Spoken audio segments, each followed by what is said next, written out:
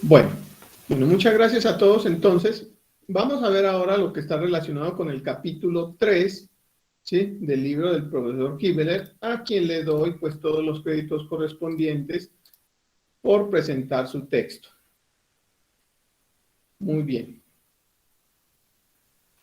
El capítulo 3 nos invita en todos los cursos de esta asignatura a conocer lo que se conoce como las propiedades mecánicas de los materiales.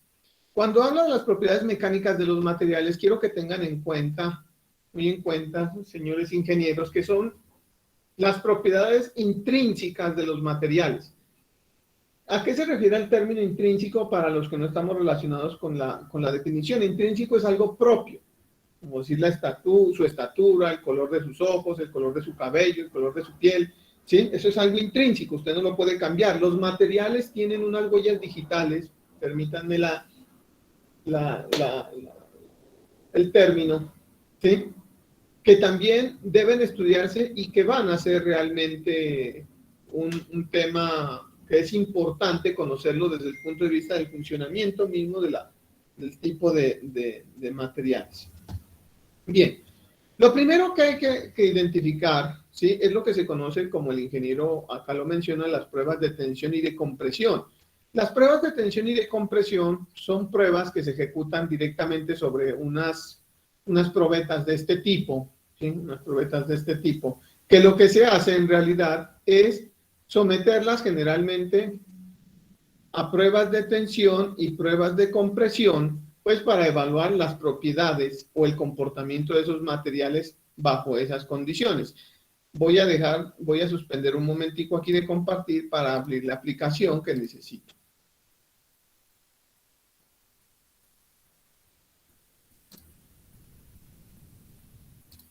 Bien, entonces, cuando tenemos una prueba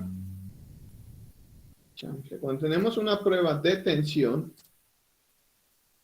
permítanme comparto. Listo. Cuando tenemos una prueba de tensión sobre un elemento como estos, ¿sí?, lo que se genera o lo que se produce es unas fuerzas, ¿sí?, con el objetivo de establecer el comportamiento de este material, ¿sí?, bajo unas condiciones de carga, ¿sí?, por lo tanto, y esto tiene una sección, por lo tanto, de esfuerzo y de deformación, que ya conocemos en videos anteriores los conceptos que hemos trabajado, ¿sí?, bajo unas diferentes, digámoslo así, condiciones que se someta el material. Esto se hace porque es que el comportamiento de los materiales está fundamentado, digamos, en unos comportamientos muy específicos que en todas partes se manejan, que son las fuerzas axiales, las fuerzas torsoras, o bueno, los efectos torsores, los efectos flexionantes y los efectos cortantes. Para cada uno de esos les dedicaremos más adelante, durante el desarrollo de este curso, pues entender cómo es que se trabaja. Por ahora lo que se tiene que identificar es cuáles son las propiedades de los materiales. Entonces, esta es la famosa prueba de tensión. Esta prueba de tensión generalmente se ejecuta en un dispositivo que se conoce como la máquina universal, ¿sí? La máquina universal, como el profesor Kibbeler nos indica, es una máquina de esta forma, ¿sí?, de esta forma, una máquina que tiene unas mordazas que lo que hace es alar el material y va determinando las diferentes longitudes que se va sometiendo o que va cambiando el material. Claro, si, digamos, adelantándonos un poco, si conocemos en este orden de ideas la fuerza, tenemos la fuerza, también estamos midiendo las diferentes deformaciones, pues entonces se puede encontrar, con la condición de fuerza, podemos encontrar un esfuerzo, que es definido como fuerza sobre área, y podemos encontrar unas deformaciones, que son los cambios de longitud entre la longitud inicial. Recordemos que esto es longitud final menos longitud inicial sobre longitud inicial. Por lo tanto, podríamos hacer un gráfico de esfuerzo contra deformación y establecer qué es lo que sucede. Ese es el objetivo de este tipo de pruebas cuando se ejecuta en el ensayo de tensión. El ensayo de compresión pues, es similar, pero lo que sucede es pues, que la carga va en el otro sentido. Cuando se hace esto, aquí es importante empezar a definir una condición importante de la mayoría de los materiales. Este no es el comportamiento de todos, pero sí es el comportamiento típico de los materiales. En especial, por ejemplo, el que se comporta así es el acero. El material del acero, el acero se comporta de esta forma. Entonces, muy bien, vamos a ver, ¿qué es lo que sucede? Cuando se hace una gráfica, miremos muy bien, cuando se hace una gráfica de esfuerzo contra deformación, que es lo que se está mostrando el libro del profesor Kibeler, a quien le doy los créditos, nos está indicando que un material va a comportarse en esta forma. Ese es el comportamiento en general de todos los materiales. Este es el comportamiento de un acero y cuando se establece eso se define una serie de zonas que muy acertadamente el profesor nos presenta acá. Se va a definir una zona elástica, una zona de fluencia, una zona de endurecimiento por deformación y una zona de estricción. Y explico qué es estas cosas. Esta zona elástica se refiere a una condición del material en la cual, si se suspende las cargas a las cuales está sometido el material, pues el material va a regresar. Significa que bajo estas condiciones de fuerza, en este caso, pues de esfuerzo, que se las ha convertido dividiendo la magnitud de la fuerza entre el área, ¿sí? Se suspende, pues el material lo que se espera en una condición elástica es que regrese a su punto inicial. Eso es lo que se espera cuando tenemos una condición elástica. Cuando se tiene una condición plástica, en este caso una condición en este elemento, ¿sí? En este elemento, lo que significa es que el material se va a deformar, porque esto está indicando la deformación, el material se va a deformar sin necesidad de colocar más fuerza. Eso es lo que genera, eso es lo que se conoce como el punto de fluencia, ¿sí? O lo que conocen acá como el esfuerzo de fluencia. Aquí está el esfuerzo de fluencia, ¿sí? En ingeniería civil se utiliza mucho este esfuerzo de fluencia para el acero, para hacer el diseño de los elementos de concreto reforzado, ya que allá este es un valor importante y generalmente se lo denota con la letra FY y significa el esfuerzo de fluencia. En Colombia, ese esfuerzo de fluencia para los aceros colombianos es 420 megapascales. Son valores que el ingeniero estructural ya conoce, son valores que son típicos y que pues son los valores de los materiales que nos producen los diferentes proveedores de estos. Bien, luego viene una propiedad en algunos materiales bastante importante, que es el endurecimiento por deformación. Aunque el material ha fluido, después para generar grandes deformaciones hay que someterlo a grandes esfuerzos, a esfuerzos muy grandes, ¿sí? Este no es el comportamiento clásico de todos los materiales, reitero durante esta charla, este es el comportamiento general. El acero se comporta así, pero el concreto, por ejemplo, el concreto no tiene una zona de fluencia. El concreto no tiene un material, una condición en que después de cierta condición llegue y sigue a fluir. No, el concreto falla, se rompe, entonces no hay esta zona de fluencia. Ya miraremos más adelante ejemplos de algunos materiales. Pero en general, ¿qué es lo que sucede con un material como el acero? Este material hay que someterlo a grandes esfuerzos para generar estas deformaciones. Esto se conoce como el esfuerzo último. El último esfuerzo al cual el material pues alcanza su zona de endurecimiento por deformación. Finalmente, ¿sí? Encontramos la famosa zona de estricción, que es la zona en la cual ya el material genera grandes deformaciones, grandes cambios y llega a la fractura. Entonces, lo importante de este elemento es que este es el comportamiento en general de todos los materiales que se conocen, ¿sí? Digamos, desde el punto de vista técnico para el desarrollo de la ingeniería. Tengan en cuenta, señores, que hay materiales que tienen un comportamiento totalmente diferente. Por ejemplo, miren, dice esfuerzo de fractura real. Hay un material que comporta así, otro material que falla aquí. Les dicen a ustedes, es un material que no tiene fluencia, entonces es un material, miremos si lo podemos ver acá, por ejemplo, el concreto, ¿sí? El concreto. Miren, por ejemplo, bueno, esa es la del típico. Por ejemplo, miremos el comportamiento de este material que nos presenta el profesor en este libro. Este material no llega y empieza a ser, no tiene zona de endurecimiento ni zona de estricción, sino que aquí falla. O sea, se puede considerar un material que viene a una condición elástica acá y luego viene a una condición elástica en otra condición. Muchas veces estos materiales se los conoce como materiales elastoplásticos y el comportamiento mismo de los materiales es un estudio bastante avanzado, ¿sí? Durante pues, el desarrollo de la ingeniería, tanto de ingeniería civil como de ingeniería de materiales. Entonces, retomando la gráfica que nos presenta el profesor Gibeler, ¿sí? Estas son las zonas clásicas del comportamiento real. Si usted hace un ensayo de esfuerzo de formación en una máquina universal, usted debería esperar que se le presenta una zona elástica, que es aquella zona en la cual el material recupera sus formas, una zona plástica en la cual el material ya no recupera su forma y es muy fácil deformarlo, una zona de endurecimiento en la cual usted requiere grandes esfuerzos para generar deformaciones y una zona de estricción en la cual el material ya pierde completamente su geometría y empiezan a generarse fallas. Por ejemplo, en esta parte, acá el profesor Gibeler nos está mostrando, la gráfica no es muy buena, pero este elemento es lo que se conoce como la zona de estricción, o sea, el elemento ya se le ve, ya es evidencia de una zona de estricción o una zona de cambio de sección y el fallo, ¿sí?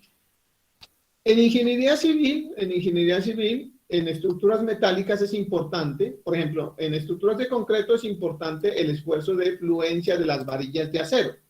En estructuras metálicas es importante algunos diseños, sobre todo a tensión, compresión y fuerzas axiales en los elementos estructurales. Se tiene que tener en cuenta los esfuerzos de fluencia de los perfiles metálicos y los esfuerzos últimos. En el canal, en el futuro, habrá un curso completo de estructuras metálicas, donde ustedes podrán evidenciar el uso de estos materiales, de estos valores en los materiales.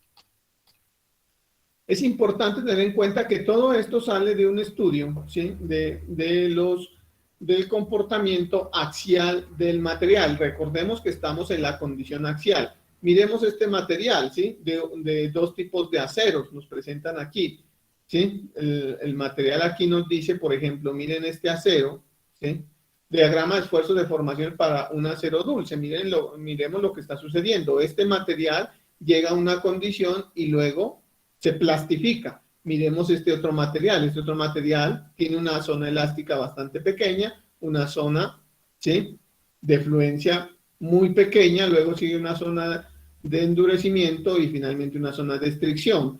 Este material permitiendo un comportamiento elástico hasta este punto, este material comporta un comportamiento elástico hasta este punto. El comportamiento de los materiales es muy importante, ¿sí? Incluso de un mismo material, como por ejemplo en el acero.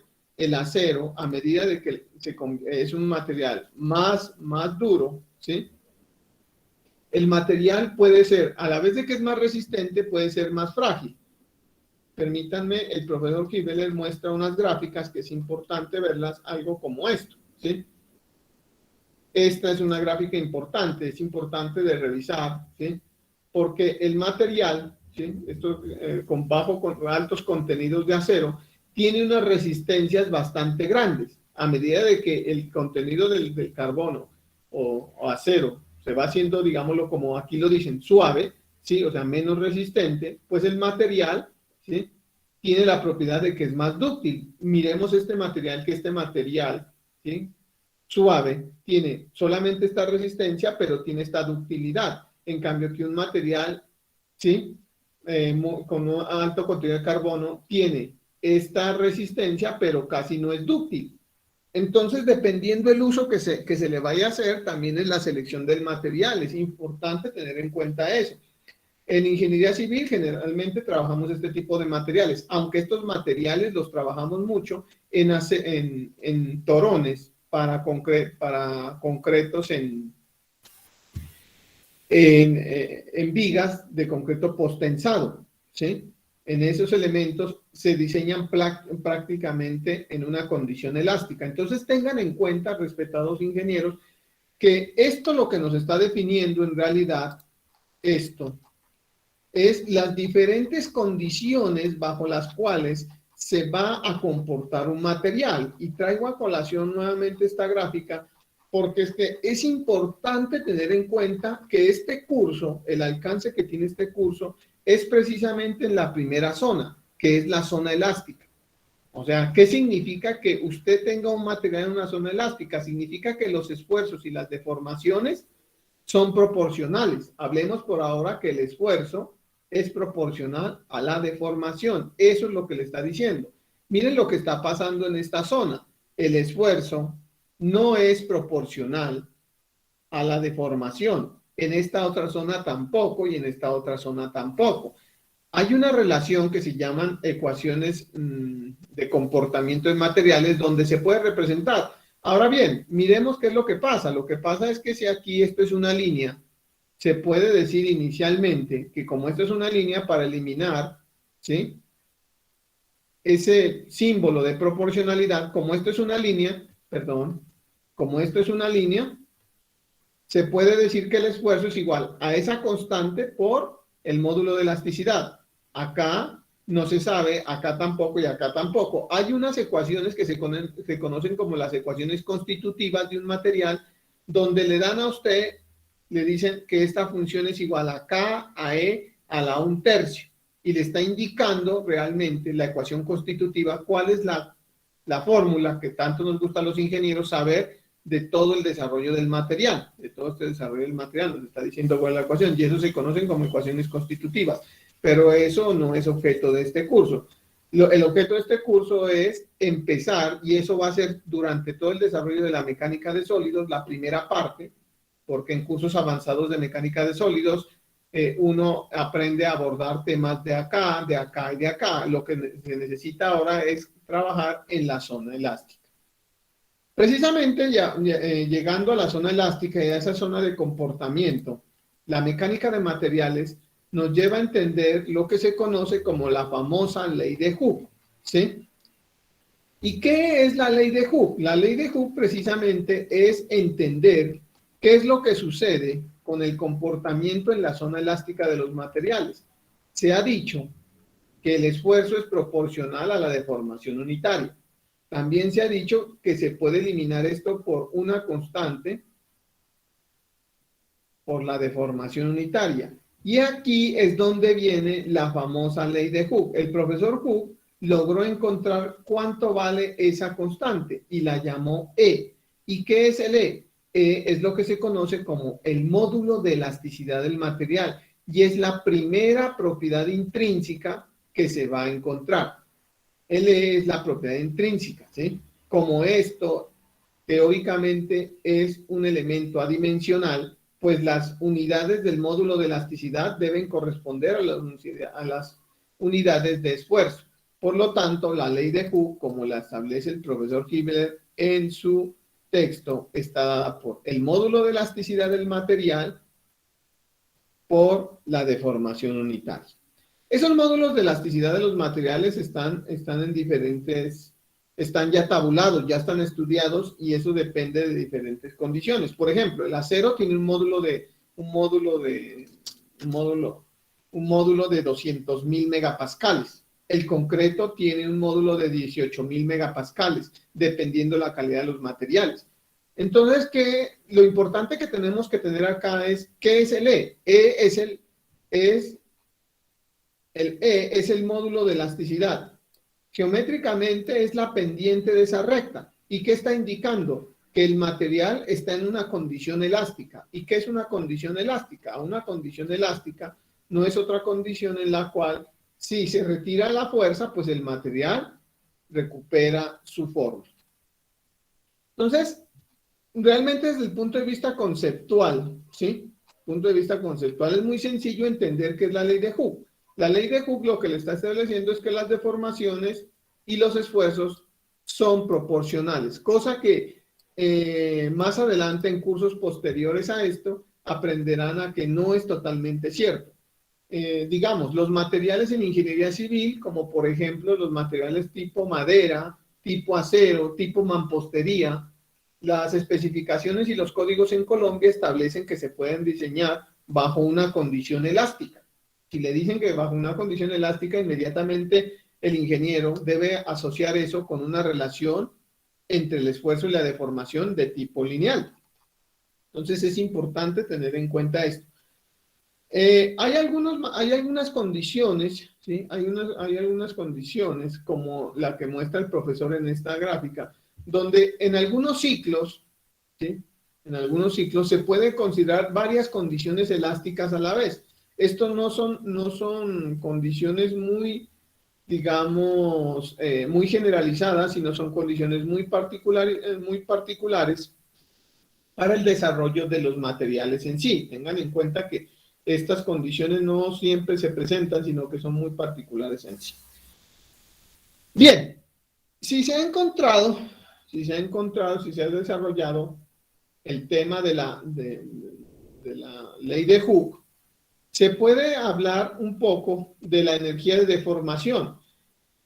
Dice un físico muy importante en un libro que leí hace poco que decía que la moneda de cambio de todos los fenómenos en la naturaleza es la energía. Me pareció muy acertada esa oración porque pues es cierto, todo lo que ustedes o todo lo que nosotros queramos convertir, pues lo vamos a convertir en unidades de energía.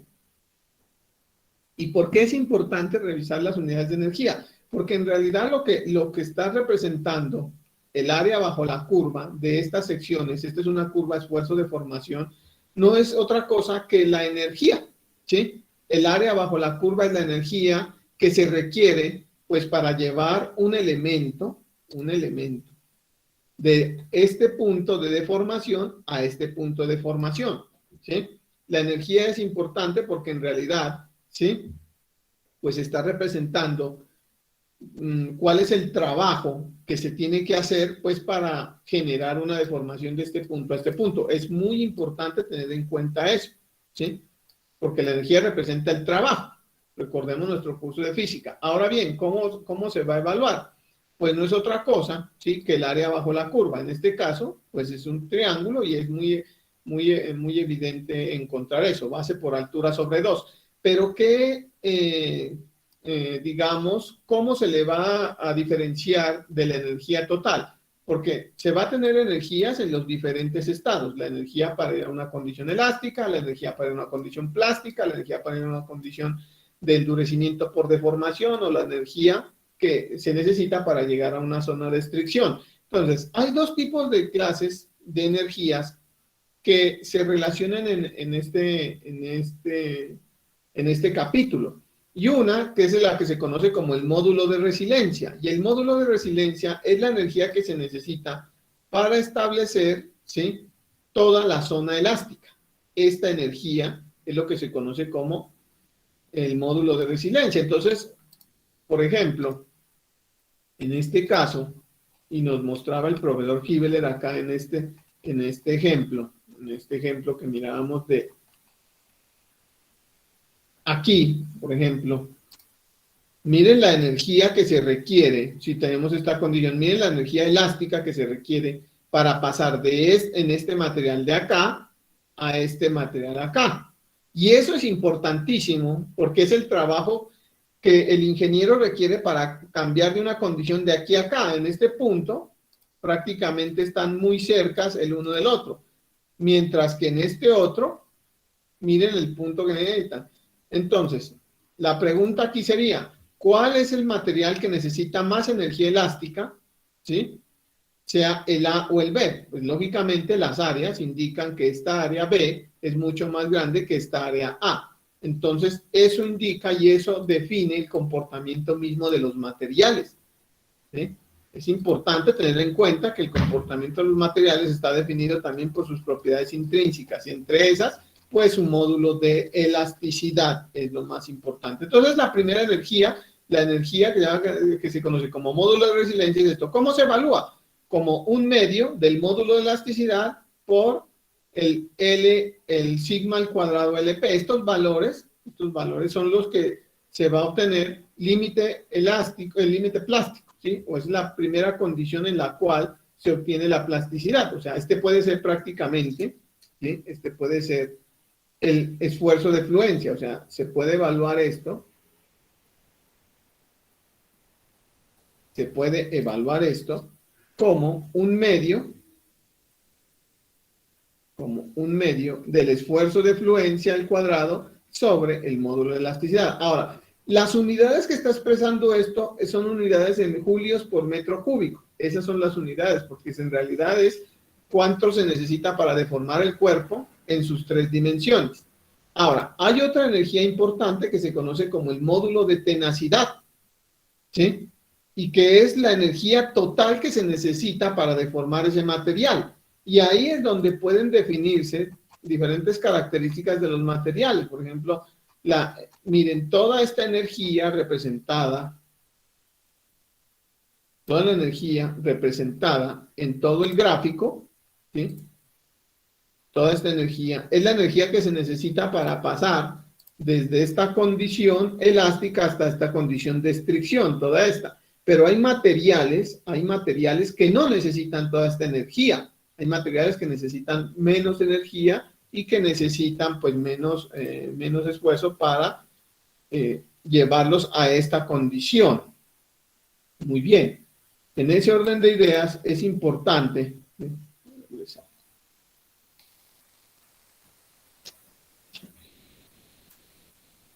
Voy a regresar acá, ¿sí? A entender que este es el módulo de tenacidad, ¿sí? El módulo de tenacidad. Entonces, ¿qué es el módulo de tenacidad? Toda la energía que se necesita, pues, para que el material falle. Esta es toda la energía que se necesita. Entonces, en ese orden de ideas, por ejemplo, mirando estos materiales, ¿sí? Miren que posiblemente en este material, se necesita o tiene, digámoslo así, un módulo de tenacidad mucho más grande de pronto que este, que es un material frágil. Y aquí es donde quería mostrarles que el material, ¿sí? El material puede ser más resistente. El material tiene unas condiciones de resistencia más altas, pero no permite ductilidad. Hablemos de ese concepto. ¿Qué es la ductilidad en este punto? La ductilidad, digámoslo así, es la propiedad, por decirlo de manera un poquito burda, de qué tanto se alarga el material antes de romperse. Aquí tenemos este material, aquí tenemos la zona, ¿sí? Plástica, se alarga y llega hasta este punto. Esa es una ventaja bastante grande a la hora del comportamiento de los materiales. Por ejemplo, en materiales como el acero, para estructuras de concreto reforzado, es importante este material porque es que lo que está indicando acá es que el material adquiere grandes deformaciones antes de fallar. Eso va a permitir que los materiales se flexionen mucho y, digámoslo en cierto orden de ideas, dar cierta seguridad a que las personas vean que ese material está fluyendo, está fallando y poder salir del sitio. En cambio, que un material como esto, que es poco dúctil, no va a avisar y va a romperse y generar una falla y de pronto una catástrofe. Entonces, hay que revisar muy bien cómo es el comportamiento de los materiales y cuál es el uso que se le va a dar. En ingeniería civil, en estructuras de concreto se utiliza este material tanto para estructuras de concreto como para estructuras metálicas. En ingeniería civil se utilizan materiales de alta resistencia, como por ejemplo para torones, ¿sí? Y cables de acero posttensado, porque ahí no, digamos, se va a trabajar siempre en la condición elástica. Es que las estructuras en realidad de concreto se trabajan es con un acero en una condición plástica. Eso ustedes lo aprenderán a revisar cuando estén en sus cursos de concreto reforzado. Es importante tener en cuenta que ese comportamiento, el comportamiento mismo de los materiales es fundamental poderlo entender. Muy bien.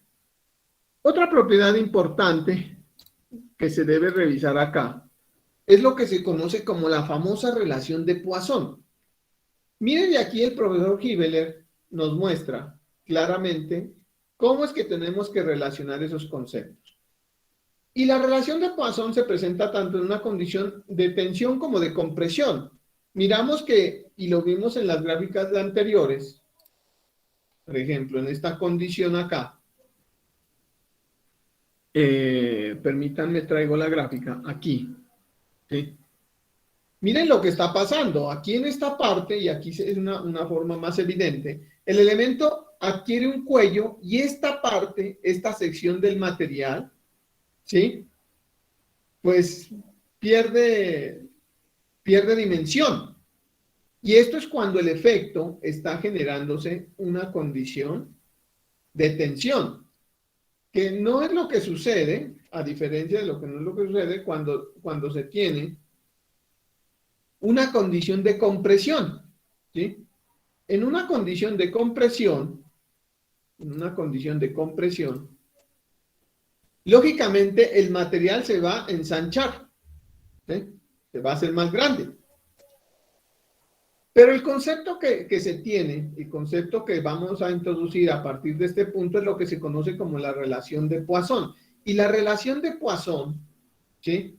Ya entendemos este punto que es una deformación unitaria. Pues una deformación unitaria es un cambio de longitud entre una longitud inicial. Eso es la deformación unitaria. Eso es lo que venimos de estudiar en el capítulo inmediatamente anterior. Pues lógicamente como el material tiene un cambio de longitud tanto longitudinal como transversal, pues se van a definir en cierto orden de ideas deformaciones unitarias tanto longitudinales como transversales. Y el profesor, ¿sí?, nos invita a definir este concepto. Este concepto que es otra propiedad intrínseca de los materiales, que es la relación de Poisson, y se define como menos, ¿sí?, como menos la deformación unitaria transversal, transversal como la deformación unitaria longitudinal. Y esto es una propiedad intrínseca del material, es una propiedad intrínseca. También es una propiedad de cada uno de los materiales. No es que esto lo tengamos que obtener de laboratorio, no. El módulo de elasticidad es una propiedad intrínseca y la relación de Poisson o relación de Poisson es también una propiedad intrínseca y se va a definir así como la deformación transversal entre la deformación unitaria longitudinal con su valor medio, teniendo un valor límite de 0.5. Eso no puede alcanzar un valor mayor. Eso los cursos de mecánica de materiales avanzado pues les indicará y les mostrará, ¿sí?, cómo desarrollar toda una teoría matemática para demostrar eso. Por ahora se nos sale del objeto de este curso, que es trabajar unos conceptos. Pero entonces, ¿qué es la relación de Poisson? No es otra cosa del indicativo de cuánto se deforma un material en un sentido con relación al otro sentido. Ojo que eso es fundamental entender, ¿sí? Y que es una propiedad intrínseca misma del material. Aquí lo podemos ver evidentemente. Miren que aquí el material, en esta gráfica, el profesor Kiveler, a quien le doy los créditos, tiene una longitud inicial. Cuando se tensiona, el material cambia de dimensiones, tanto longitudinales como transversales, ¿sí? Entonces va a definir una relación de Poisson, a diferencia de lo que sucede cuando se tiene a compresión. Tiene este elemento, ahora las dimensiones del material aumentan, ¿sí?, las dimensiones aumentan, y por lo tanto, ¿sí?, el material tiene también su misma relación de Poisson.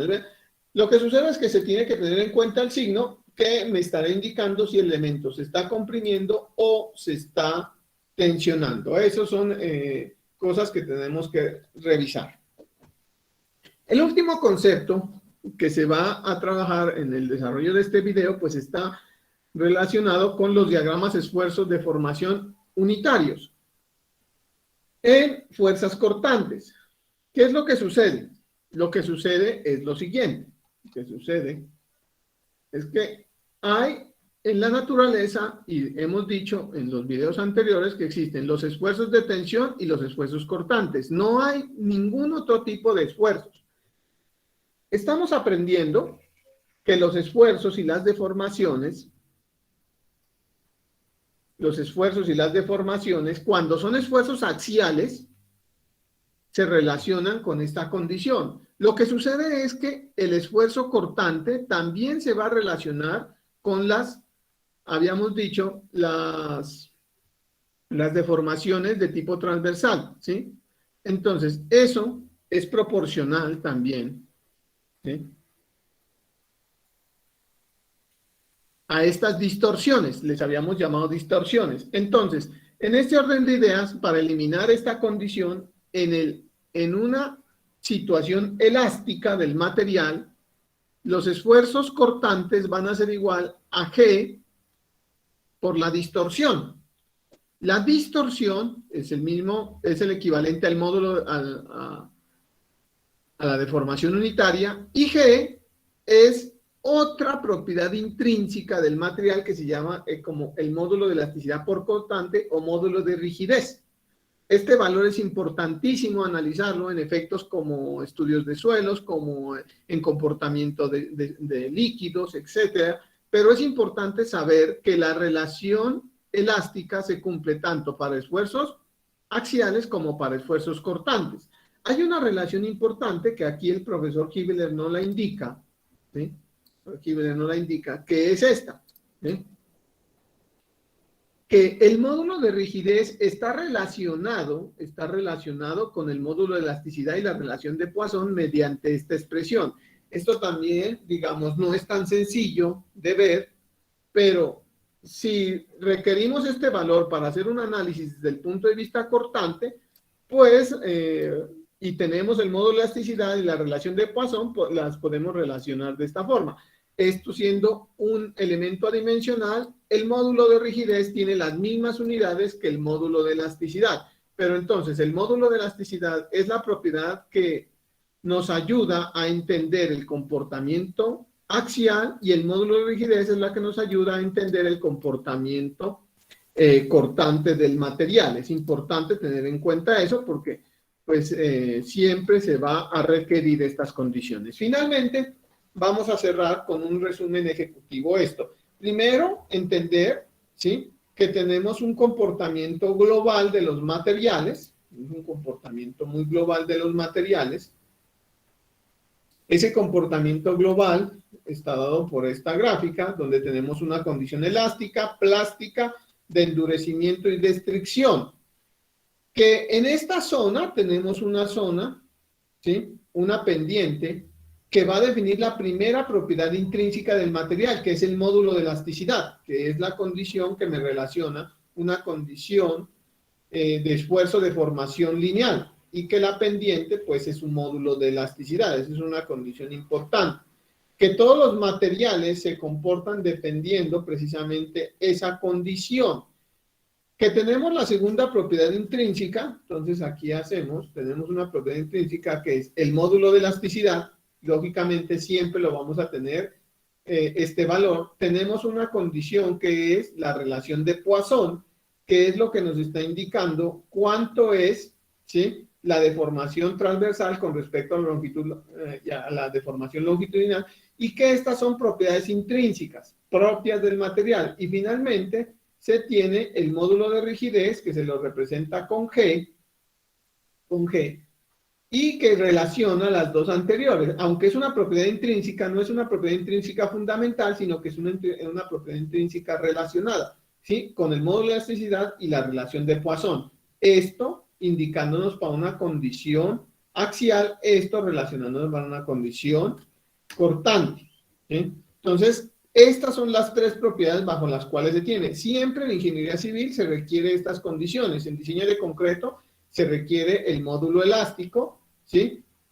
Algunos de estos valores se dan para el concreto, y esto es lo que se requiere, por ejemplo, en estudio de fluidos, ¿sí?, del comportamiento de los fluidos, y también en el comportamiento de los suelos. Es importante tener en cuenta que para el comportamiento. Finalmente, es importante considerar, como todo lo que hemos visto, que todo el comportamiento se está fundamentado en la energía que tiene el material al cual someterse para establecer las diferentes condiciones.